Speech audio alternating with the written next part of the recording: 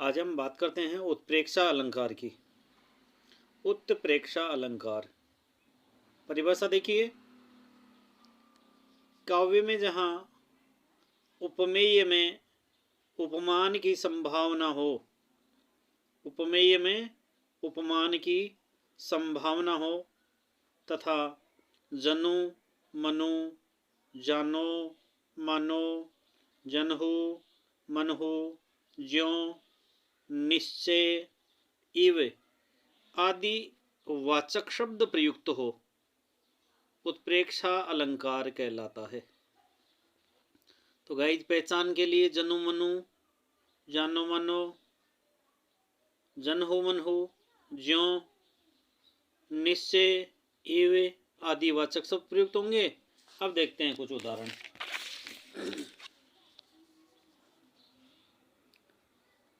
मानो माई घन घन अंतरदामिनी, यहाँ मानो शब्द आया है तो उत्प्रेक्षा अलंकार है।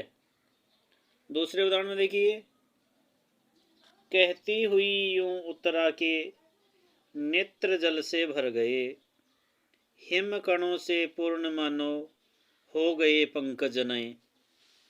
अगले उदाहरण में देखिए, बहुत काली छिल जरा से लाल के सर से की जैसे धुल गई हो। देखिए, यहाँ कोई वाचक शब्द नहीं है गाइज, बाकी अर्थ में हमें मानो का प्रयोग करेंगे। अगली पंक्ति में देखिए, सोहत ओढ़े पीत पट श्याम सलोने गात, मनहु नीलमणि शैल पर आतप पर्यऊ प्रभात। यह मनहु शब्द आया है। अगले उदाहरण में देखिए, सखी सोहत गोपाल के उर गुंजन की माल बहार, सोहत मनु पिए दावा नल की ज्वाल। मनु का प्रयुक्त हुआ है। ले चल साथ में तुझे कनक ज्यों भिक्षुक लेकर स्वर्ण, वाचक शब्द ज्यों का प्रयोग हुआ है। तो गाइज, जहाँ जनु मनु, जानो मानो, ज्यों, जनहु, मनहु, इव, निश्चय आदि वाचक शब्द आते हैं, वहाँ उत्प्रेक्षा अलंकार होता है। अब बात करते हैं उत्प्रेक्षा अलंकार के भेद। उत्प्रेक्षा अलंकार के 3 भेद है, वस्तुत्प्रेक्षा, हेतुत्प्रेक्षा और फलोत्प्रेक्षा। पहले बात करते हैं वस्तुत्प्रेक्षा। जहाँ किसी उपमेय वस्तु से उपमान की संभावना व्यक्त की जाए, उपमेय से उपमान की संभावना व्यक्त की जाए, वहां तो होगा वस्तुत्प्रेक्षा।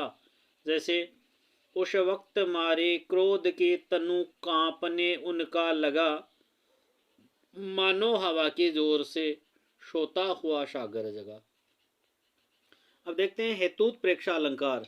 जहां ए हेतु में हेतु की संभावना की जाए, यानी वास्तविक कारण को छोड़कर अन्य कारण हो जाए, वहां उत्प्रेक्षा अलंकार होता है।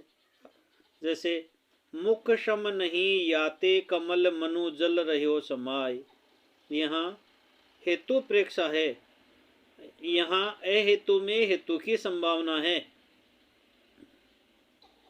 फलोत्प्रेक्षा, जहाँ अफल में फल की संभावना व्यक्त की जाए, अर्थात वास्तविक फल के न होने पर भी उसी को फल मान लिया जाए, वहाँ फलोत्प्रेक्षा अलंकार होता है। जैसे, बढ़त ताड़ को पेड़ यह मन चमन आकाश, यहाँ वास्तविक फल की संभावना व्यक्त की गई है, वास्तविक फल नहीं है, और यहाँ